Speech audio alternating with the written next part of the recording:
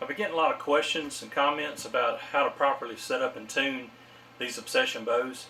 Now, the Obsession bows features a 2-track dual sync cam system, and they're really quite easy to set up and tune. A lot of the work's been done for you by the guys at the shop, putting in the right size shims at the bottom. And I found that through my setup of 70 or 80 of these bows that they tune really well with the proper spined arrow and with the proper rest. I personally like to use a limb driven rest, either a Limb Driver Pro V or a Trophy Taker Smackdown Pro. That's what I recommend to all of my clients. I have tuned them with biscuits, and I have tuned them with some of the cable activated drop away rest. But my preference and what I suggest to people is the limb driven options. Now, I'll be going through and show you exactly what to tweak and how to do it. For you guys that like to do this stuff yourself, you're going to need two things at a minimum. You're going to need a linear style bow press, and that's going to grip the limbs tips of these bows and press them in so they don't do any damage to the limbs. If you press these bows below the cams, you take a very strong chance of breaking these limbs. They're not designed to be pressed here, they're designed to be pressed at the limb tips. And also you're going to need a draw board. Now these can be homemade. The one I have is professional made. It's made by My Pro Scale, and it's got all the marks on it for the draw links and all of that stuff. So I'll show you this thing as we go through. If your shop that you're dealing with to purchase a bow and get it set up, if they're doing any kind of 2-track cam system and they don't use a draw board to set it up, I really don't know how they're doing it, because the draw board to me is irreplaceable when it comes to doing it right and doing it quickly. Like I said, I set these bows up all the time for people, and I find it a real pleasure and quite easy and quick to do it with a draw board and my my last chance press. So anyway, here's what we're going to do. First out of the box, I check the poundage, and if the poundage is not correct, then I add the same amount of twist to each cable to bring it up. On a brand new bow, I like to set the poundage about 1 to 1.5 pounds high, and that'll allow for some of the settling of the cable and the harness system through the first few shots. So this bow right out of the package was 60.4 pounds, so I'm going to add a twist to each cable and see where that does on when I get the bow scale going on.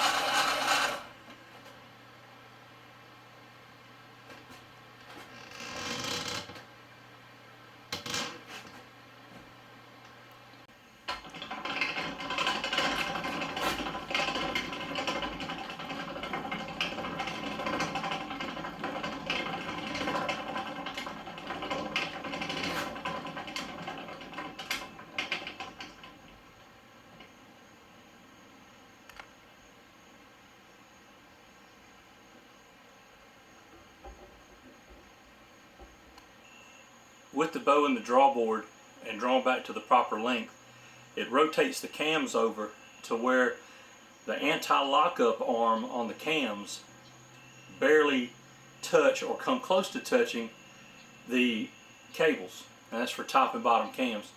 But what I do is I get it very, very close to those cables, and then I use a feeler gauge, in this instance a metal ruler, to come in and use where I can just barely feel the drag against it.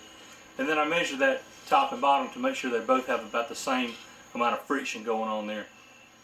And that puts the cams in synchronization or in time with each other. If there's one cam that's out of rotation, the cable that you need to adjust on that particular cam is the take-up cable that goes around the outside perimeter of the cam. So if I was to adjust this cam to need it to go further around, I would have to lengthen the take-up cable so that the cam would rotate a little bit more. Likewise, if it was rotated too much, I would tighten up that cable to rotate the cam back. And then once the cams are in sync with each other, I recheck the weight, and if it's too much weight, then I take the same number of twists out of both cables to get the bow back at the performing at the peak weight that I need. All this is with the limb bolts bottomed out, and this seems to really work well with the timing and for the draw length. You can see the draw length on this bow is 28 inches. The max pull is about 61.5 pounds to 61.7 pounds. The let off is right at 80%, so it's a little over 11 pounds, it's right at 11 pounds holding weight. So this is going to be a good bow to shoot here. Once I have my cams timed, synced exactly, I've got the peak weight set where I want it for this particular bow. I go ahead and install the rest, and I install the rest as close up to the cable rod bar as I can. I have it level. I usually have the arrow running level through the burger holes to the upper portion of the burger holes. If it's not exactly through the middle, it'll be to the upper about 2/3 of the burger holes there. I also set the center shot to somewhere between 13/16 and 7/8, somewhere right in there. They usually tune up just fine with that setting. So the rest is on, my loop's on. I'm going to be installing the peep sight and a kisser button for this particular client.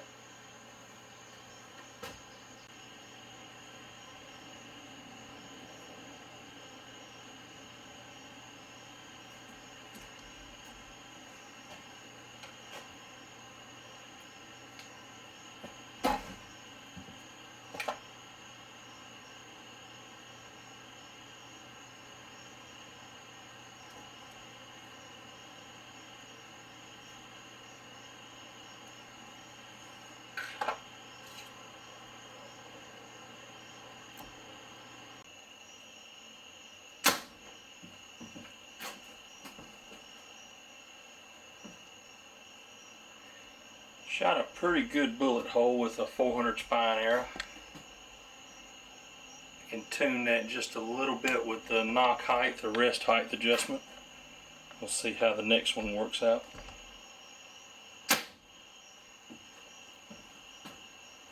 Yep, that little adjustment right there took care of it. Be the shot on the right there. First and second fletched arrows through this rig. Now this is with a Vapor Trail Pro V. Eyeballed the center shot. Had to make one tiny little adjustment with the D-loop height. Perfect bullet hole. Now we'll shoot a bear shaft. Alright, bear shaft time. Same 400 spine shaft.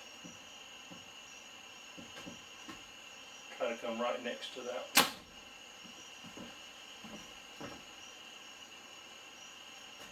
A little bit of a knock height there. Let me shoot that one more time.